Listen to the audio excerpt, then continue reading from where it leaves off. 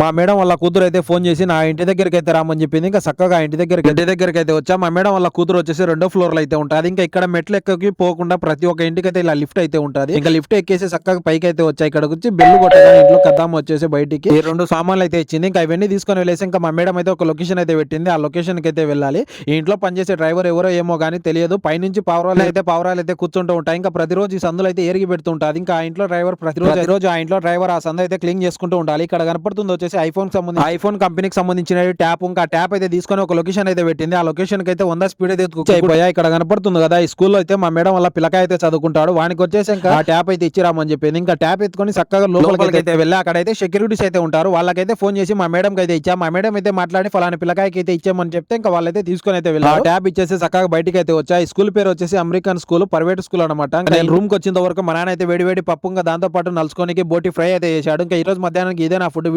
ఈ రోజు మధ్యాహ్నం మీరేం తిన్నారో కామెంట్ చేసి వీడియో నచ్చింటే ప్లీజ్ లైక్ అండ్ సబ్స్క్రైబ్.